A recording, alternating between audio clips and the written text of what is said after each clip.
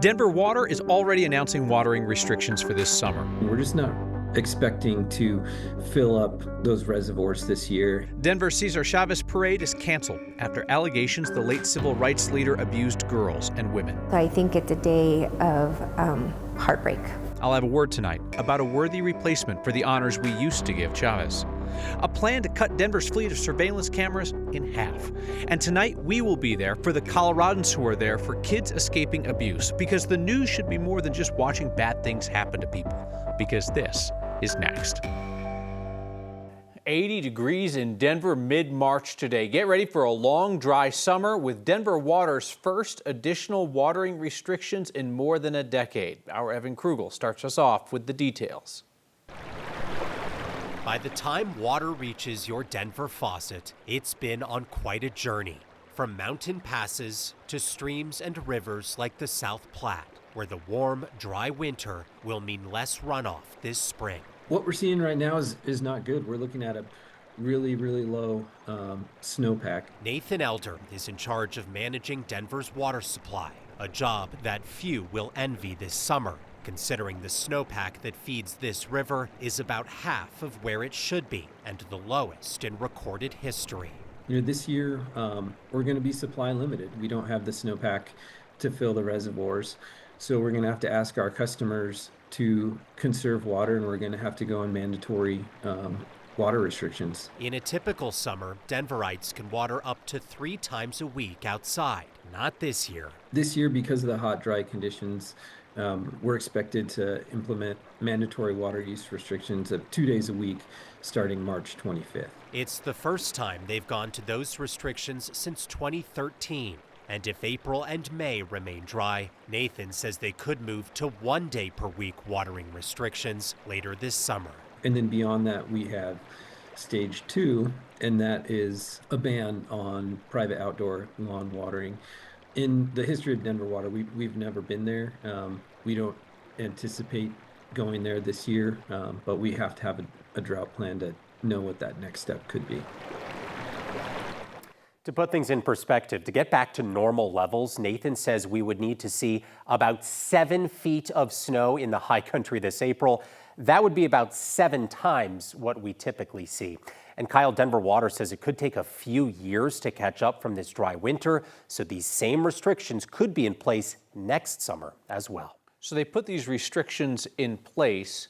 How do they enforce this? Is it just like neighbors narking on neighbors? Are they driving around and looking? How does that work? Yeah, historically, this is not something the city has enforced, but this summer could be a bit different. Starting in May, homeowners and businesses will be given a schedule, a 2-day schedule of when you're allowed to water outside. So if you're watering off schedule, it could be fairly obvious, and the city says they could impose potential fines for people who are watering too much. All right, Evan Krugel, at least they gave people notice. Yeah. Thank you. Denver's annual Cesar Chavez March will be canceled after the late civil rights leader was accused today of sexually abusing women and girls. This is an extensive, years-long investigation by the New York Times that came out today outlining the assaults and prompting Chavez's most prominent female ally, Dolores Huerta, to publicly share her story of his abuse for the first time. The Cesar Chavez Foundation and United Farm Workers both put out statements announcing plans to cancel events honoring the former UFW leader following the reports of abuse, including against Huerta. You can find Cesar Chavez's name across Denver on the Federal Building, on Spear Boulevard, at Cesar Chavez Park. Denver City Council says organizers of the annual march here have canceled the event scheduled for next month. City Council President Amanda Sandoval told us this is a devastating day for the Latino community, and she's planning to meet with the mayor to discuss what they do with the name of that park. Has a rippling effect through our community that I don't think we quite comprehend. And so I think it's a day of heartbreak. The UFW is encouraging people to join immigration justice events or participate in acts of community service instead of commemorations for Chavez's legacy this year. If there is any solace on the day that America learned of the horrific allegations of abuse against civil rights icon Cesar Chavez, it's that we do not have to look far from the man to see a true hero of the movement who's worthy of the respect once given to Chavez. For today is also the day that America learned that Dolores Huerta is not just a civil rights champion who was at César Chávez's side, but by her account now at the age of 96, she was also among the young women and underage girls who were abused by Chávez. Survivors who stayed silent for decades out of fear that talking would hurt the farm workers that their movement sought to protect. The evidence compiled by the journalists of the New York Times over years is deep and it is damning. Communities in Colorado and across the country are moving quickly to call off Cesar Chavez Day events and commemorations and questioning what to do with all of the parks and the schools and the government buildings named in his honor. Each community is going to make its own choice, but a worthy alternative is right there, just as she was right there during the Latino civil rights movement of a half-century ago, Dolores Huerta. Communities would certainly be justified if they decided, take his name down, put her name up. Denver's flock of cameras could soon be cut in half as the city ditches the camera company Flock after its misleading claims about collaborating on immigration enforcement. The sheer number of cameras in Denver is projected to drop significantly. Our Spencer Soysher explains how a new deal with the body camera company Axon might still be a hard sell for City Council. Mr. Chair Watson? Aye. Five ayes. Denver Mayor Mike Johnston's pivot from Flock cameras to Axon's version of AI plate reading surveillance cameras is one step closer to happening, advancing to the full City Council for a vote by the end of the month. And I think it addresses most of the concerns, except for the overriding concern of should we be using this at all. Critics are concerned that camera data could be used for immigration enforcement or even tracking down people coming to Colorado for reproductive care. With the new contract, there would be 50 Axon plate reading cameras installed across the city, less than half as many as Flock installed. A rep for the mayor's office explained the city is being strategic with where they are placed. It's going to be based on violent crime, it's going to be based on motor vehicle theft, and it's going to be based on serious auto crashes. And then there's going to be a presumption towards not having these cameras on neighborhood streets. The mayor's office will soon learn if the concern from council members is with the previous operator, Flock, or these systems as a whole. I think it's both. I mean, really, it's mass surveillance. The mayor's office says tracking data will be stored on a super secure network, and Axon doesn't have a national sharing function like Flock does for the feds to gain access. And we can put it on the world's most secure server, but at the end of the day, the Trump administration has not been shy about issuing subpoenas, executive orders, whatever the hell else they want. The new contract would make it so the city can choose to opt out of new features, like a potential sharing network in the future. But without rules in place to govern the automated license plate readers, those decisions could be made by the police department or the mayor. City Council member Sarah Parody says past track record on that with Flock is a red flag. What you mean is DPD and or the mayor, if he chooses to become involved, will have those choices. That's not the city. We need a different kind of check on all of that. One of the concerns on this was about getting rid of the Flock cameras still up in the city. The cameras are technically leased and belong to Flock, and in other cities, Flock has not removed their cameras when they got dumped by cities. The mayor's office told council members today that Flock will be coming to take down their cameras by the time the contract expires in a couple of weeks at the end of the month, Kyle. It's like a bad breakup. Come get your stuff. No, I'm serious. Come get your stuff. What are the chances City Council goes along with this and gives the contract to Axon? It looks like it's going to be really close. There's a couple of holdouts that we featured in this piece here that are, no matter what, they're not doing this. And then there's a couple like Kevin Flynn we spoke with who's like, yeah, this is helpful technology for the police department.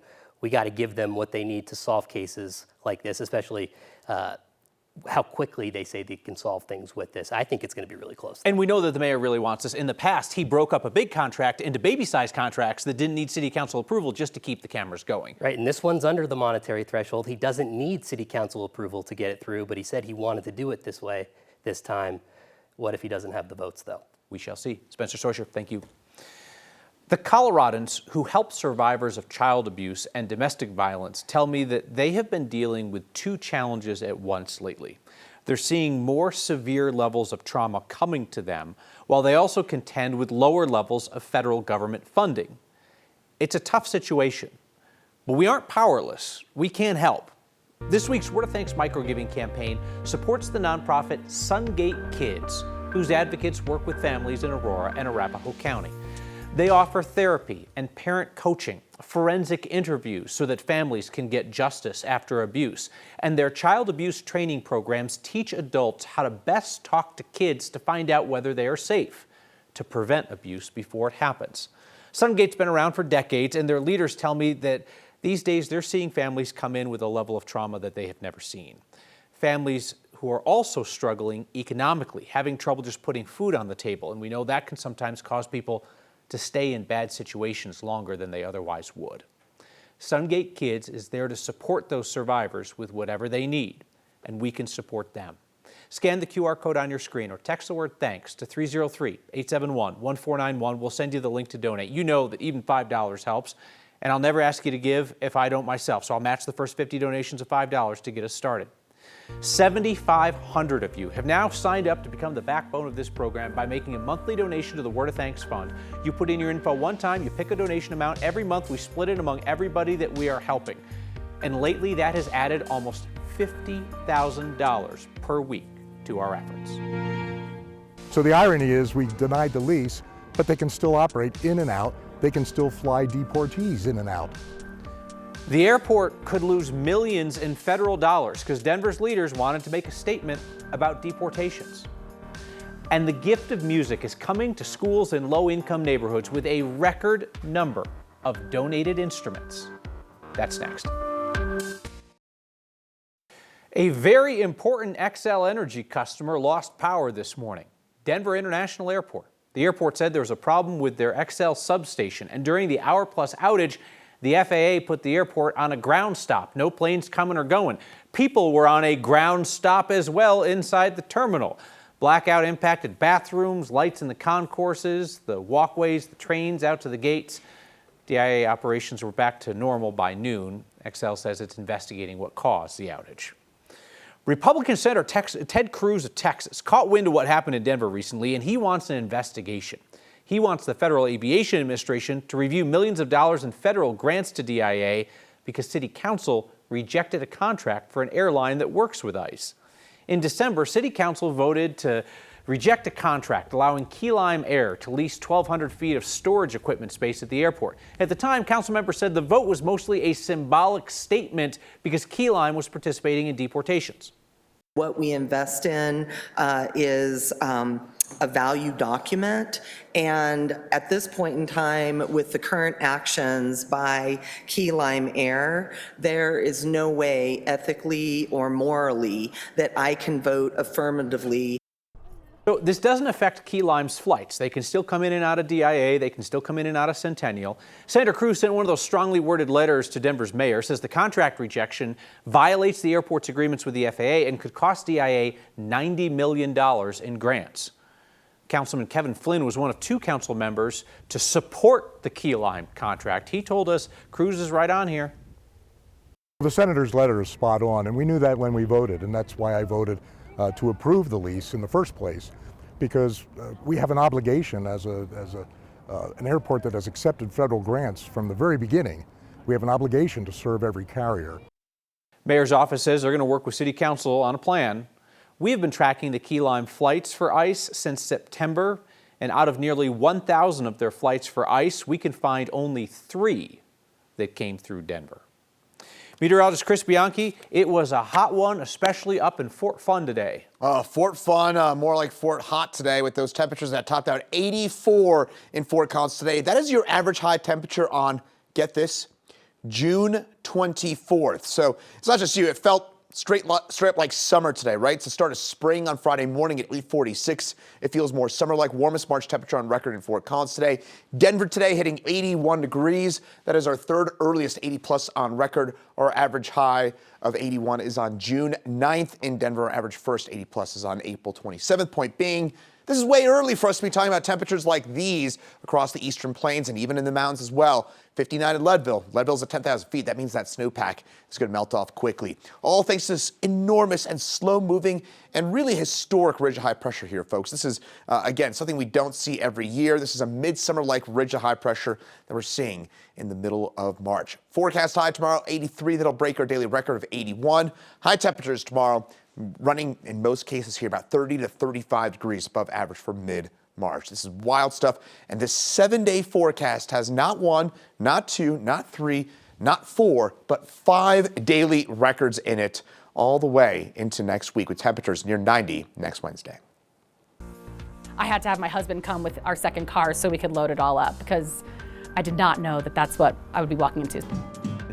Some great folks are putting instruments into the hands of kids who otherwise wouldn't have had a way to play. That's next.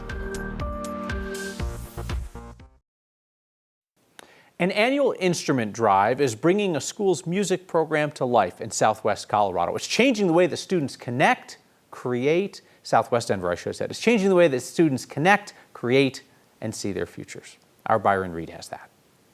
And I don't talk.